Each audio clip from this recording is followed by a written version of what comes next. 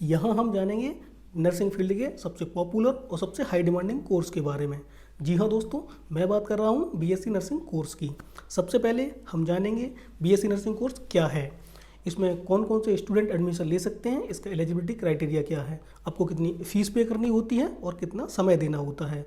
जब आप कॉलेज में होते हैं आपको क्या क्या पढ़ाया जाता है, पढ़ाई के दौरान आपको किन बातों का ध्यान रखना है जो आगे चल के आपको फ्यूचर में बहुत काम आने वाली हैं। उसके साथ ही हम जानेंगे आप कहाँ कहाँ जॉब कर सकते हैं, क्या कैरियर स्कोप हैं, गवर्नमेंट सेक्टर में आप कितनी सैलरी अर्न कर सकते हैं, वहीं आप प्राइवेट सेक्टर में कितनी सैलरी अर्न कर सकते हैं। वीडियो के लास्ट में हम जानेंगे 25+ गवर्नमेंट कॉलेजेस के बारे में जो इंडिया के कई राज्यों में जैसे यूपी, एमपी, बिहार, महाराष्ट्र, हरियाणा, दिल्ली, अलग अलग स्टेट में जो हैं गवर्नमेंट कॉलेजेस, उनके बारे में हम जानेंगे। तो इन्हीं सब विषयों पर हम डिटेल में बात करने वाले हैं। दोस्तों मेरा नाम है गुजल विजय सिंह और आप देख रहे हैं करियर नशा। यहाँ मिलता है आपको best career solution without confusion. दोस्तों सबसे पहले जानते हैं बीएससी नर्सिंग कोर्स क्या है। बीएससी नर्सिंग कोर्स की अगर फुल फॉर्म की बात की जाए तो इसका फुल फॉर्म होता है bachelor of science in nursing. ये एक 4 साल का अंडर ग्रेजुएट प्रोग्राम है। तो कोई भी स्टूडेंट जिसने अपने 10+2 पीसीबी ग्रुप के साथ 45% मार्क्स में पास किया हुआ है वो इस कोर्स में एडमिशन ले सकता है। आपका 12th किसी रिकॉग्नाइज बोर्ड से पास होना चाहिए और जो आपका ये 45% का जो क्राइटेरिया है, कई सारी यूनिवर्सिटी में ये 50% भी है। तो आप जिस भी यूनिवर्सिटी या कॉलेज में एडमिशन लेते हैं एक बार ज़रूर चेक करें। और इसकी अगर और एलिजिबिलिटी क्राइटेरिया की बात की जाए तो इसमें क्या है कि आपकी मिनिमम एज 17 साल होनी चाहिए और उसके साथ ही आप मेडिकली फिट होने चाहिए और साल में एक बार होते हैं इसमें एडमिशन। दोस्तों जैसे ही हम नर्स वर्ड सुनते हैं तो हमारे दिमाग में एक पिक्चर बनती है, जैसे कि आप स्क्रीन पर देख पा रहे होंगे। दोस्तों इसका कतई ये मतलब नहीं है कि जो नर्स बनते हैं वो केवल गर्ल्स ही बनती हैं, बॉयज़ भी इस कोर्स में एडमिशन ले सकते हैं। ऐसा इसलिए होता है कि हमने जब जब नर्स को देखा है या नर्स का काम करते हुए देखा है वो मोस्टली गर्ल्स को ही देखा है। ऐसा माना जाता है कि जो गर्ल्स होती हैं और वो बॉयज़ के कंपैरिजन में या जो फीमेल हैं वो मेल के कंपैरिजन में बहुत अच्छे से देखभाल करती हैं, उनका पेशेंस लेवल लड़कों से ज़्यादा अच्छा होता है लड़कियों का। तो इसलिए इसमें इस फील्ड में गर्ल्स ज़्यादा मिलती हैं आपको। इसका कोई मतलब वैसा कोई मतलब नहीं है और इसमें बॉयज़ भी एडमिशन ले सकते हैं। अगर रेशियो की बात की जाए तो इसमें रेशियो रहता है 80-20 का। 80% इसमें मोस्टली लड़कियां मिलती हैं आपको और 20% रहते हैं इसमें लड़के। जैसे अगर दिल्ली के कॉलेज की बात की, जैसे Ahilyabai nursing college of Delhi की बात की जाए तो इसमें क्या है, इसमें जो 40 सीटें हैं वो ओनली फॉर गर्ल्स हैं। तो lady Harding medical college Delhi की बात की है तो वहाँ पे भी 40 सीट के आसपास हैं, वो भी ओनली फॉर गर्ल्स हैं, ओनली फॉर फीमेल्स हैं। अब जैसे कानपुर में अपर आते हैं, Kanpur medical college of Kanpur अगर बात करें जो गवर्नमेंट कॉलेज है कानपुर वाला, उसमें गर्ल्स और बॉयज़ दोनों एक साथ में पढ़ते हैं। College of nursing king George medical university की बात की जाए तो यहाँ पे भी लड़के और लड़कियाँ एक साथ पढ़ते हैं। अब लड़का हो या लड़की कोई भी इस कोर्स में एडमिशन ले सकता है। जो बीएससी नर्सिंग कोर्स है वो एमबीबीएस, बीडीएस और एमडी की तरह बहुत ज़्यादा भारी भरकम कोर्स नहीं है। भारी भरकम पढ़ाई के लिहाज से भी कह सकते हो और फीस के लिहाज से भी कह सकते हो। जैसे आपने देखा हो, आपको एमबीबीएस की फ़ीस का तो अंदाज़ा होगा ही दोस्तों आपको कि आपको पता ना एमबीबीएस की फ़ीस कितनी ज़्यादा लगती है, इतनी फ़ीस लगती है उसमें। बीएससी नर्सिंग कोर्स की अगर फीस की बात की है तो बीएससी नर्सिंग कोर्स की जो फीस रहती है गवर्नमेंट कॉलेज में वो रहती है आपकी 20 से लेकर 40,000 रुपये तक। और अगर आप अर्ध सरकारी कॉलेज जो सेमी गवर्नमेंट कॉलेज हैं अगर उनसे अगर ये कोर्स करते हैं तो आपको जो फीस पे करनी पड़ती है वो है 50 से लेकर 60,000 रुपये तक।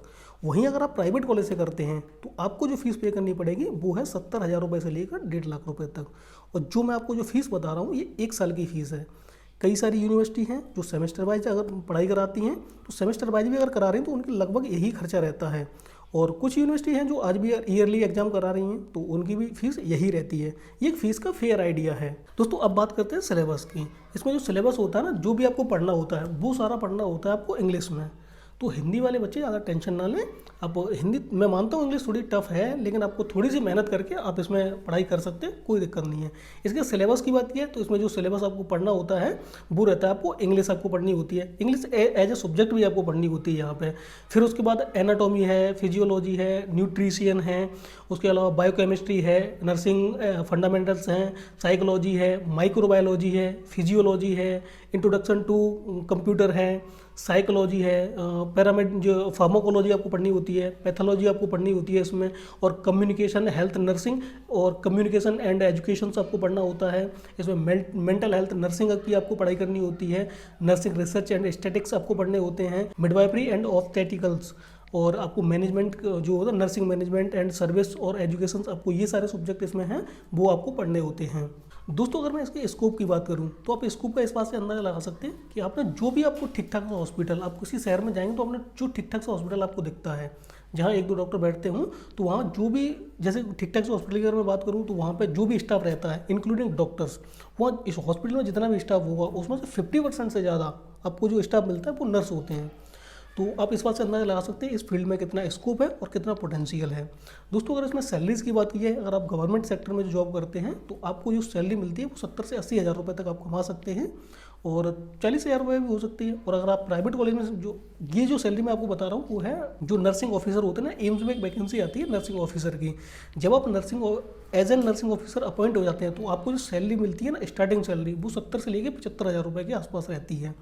और कई सारे सरकार की स्कीमें रहती हैं, उनमें आप काम कर सकते हैं और आप एनजीओ वगैरह के साथ काम कर सकते हैं। अगर मैं प्राइवेट सेक्टर में बात करूँगा, प्राइवेट हॉस्पिटल में अगर आप एज ए फ्रेशर अगर ज्वाइन करते हैं, अगर आप किसी छोटे शहर में ज्वाइन करते हैं तो आप लगभग 20 हज़ार रुपये की सैलरी, 20 हज़ार रुपये के आसपास आप स्टार्टिंग सैलरी अर्न कर सकते हैं। वहीं अगर आप प्राइवेट हॉस्पिटल में ही, अगर आप बड़े शहर जैसे दिल्ली है, कलकत्ता है, मुंबई है, लखनऊ है, इनमें अगर आप ज्वाइन करते हैं तो इनमें जो आपको स्टार्टिंग सैलरी मिलती है वो लगभग रहती है आपको 30 हज़ार रुपये के आसपास, 30 से 35 हज़ार रुपये तक स्टार्टिंग सैलरी आप यहाँ से अर्न कर सकते हैं। दोस्तों अगर मैं इसमें अगर बात करूँ आप कहाँ कहाँ जॉब कर सकते हैं, तो आप जैसे मैंने बताया ना, आपको गवर्नमेंट जॉब कर सकते हैं, आप प्राइवेट में भी जॉब कर सकते हैं। और इसमें जो स्कोप की बात की है तो जैसे आप हॉस्पिटल में जॉब कर सकते हैं, आप नर्सिंग ट्यूटर बन सकते हैं, जो नर्सिंग के स्टूडेंट होते हैं आप उनको पढ़ा सकते हैं। इसके अलावा आप एनजीओ में काम कर सकते हैं, भारत सरकार की, राज्य सरकार की कई सारी स्कीम्स होती हैं, आप उनके अधीन काम कर सकते हैं। आप रिहेबिलिटेशन सेंटर में काम कर सकते हैं। अगर कोई स्टूडेंट है, लड़का या लड़की, वो अगर जाना चाहता है डिफेंस सर्विस में अगर करना चाहते हैं तो आप भारतीय सेना की जो है ना, आर्मी, एयरफोर्स, नेवी, आप उसमें जा सकते हैं। जो भारत सरकार की अर्धसैनिक बल हैं, जो सीआरपीएफ, सीपीएफ, जो सीआरपीएफ है, आरपीएफ है, इनमें भी आप जा सकते हैं। इसके अलावा आप जो जॉब करते हैं आप प्राइवेट तौर पर भी अपनी प्रैक्टिस कर सकते हैं इसमें। तो यही सारे स्कोप हैं जिसमें आप अपनी जॉब कर सकते हैं। दोस्तों इसमें एक नया अपडेट जो आया है अभी पिछले 1-2 साल से, जो नया हुआ है, पहले क्या होता, पहले हर यूनिवर्सिटी अपना एग्जाम कंडक्ट कराती थी। जैसे जिपमर की बात करें तो वो अपना अलग एग्जाम कंडक्ट करा रही, एम्स अपना अलग कराती थी, कोई भी ज़्यादातर यूनिवर्सिटी अपना अलग अलग एग्जाम कंडक्ट कराती थी। अभी रिसेंटली 2-3 साल से क्या हुआ है कि इसमें जो एडमिशन होते हैं ना, अब एडमिशन होते हैं नीट के थ्रू।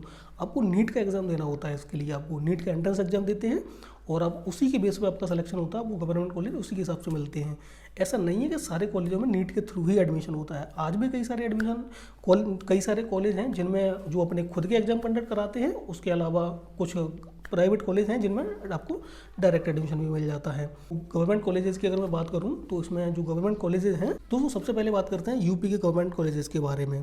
तो इसमें जो सबसे मैंने टॉप पे रखा है वो है institute of medical science BHU Varanasi, college of nursing SBP hospital Meerut, college of nursing command hospital central command Lucknow, government institute of medical science greater Noida, college of nursing medical college campus Nawabganj UP, Uttar Pradesh university of medical science Saifai Etawah, king George medical university Lucknow, Maharani Laxmibai government paramedical training college Jhansi, Sanjay Gandhi PGI SGPGI Lucknow. अब आते हैं दिल्ली के government medical colleges पे।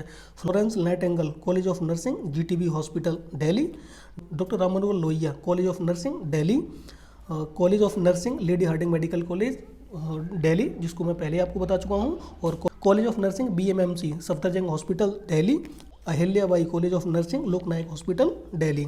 अब आते हैं MP के government colleges के बारे में। तो Bhopal nursing college, Bhopal memorial hospital research BMRC Bhopal, college of nursing CRP line Indore, college of nursing Hamidia hospital Bhopal, Netaji Subhash Chandra Bose college of nursing government medical college Jabalpur. आते हैं महाराष्ट्र में, college of nursing sir JJ group hospital Mumbai, college of nursing government medical college and hospital Ajni Nagpur, college of nursing BJ government medical college Pune.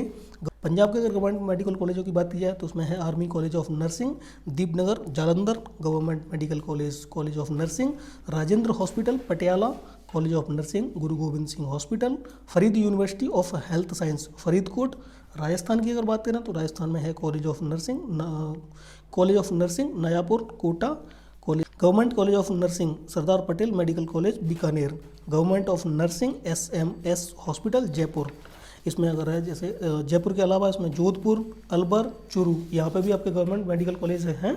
उसके अलावा अगर हरियाणा की बात की जाए तो हरियाणा में है college of nursing PGI Rohtak, college of nursing Pandit Deendayal Upadhyay, university of health science Karnal. और अगर उत्तराखंड की बात की जाए तो उत्तराखंड में है गवर्नमेंट नर्सिंग कॉलेज अल्मोड़ा में है, गवर्नमेंट नर्सिंग कॉलेज हल्द्वानी में है, गवर्नमेंट नर्सिंग कॉलेज हरिद्वार में है। दोस्तों ये तो रहे कुछ गवर्नमेंट नर्सिंग कॉलेजेस। अगर आपको कुछ और कॉलेजों के बारे में जानना है तो आप हमें कमेंट कर सकते हैं।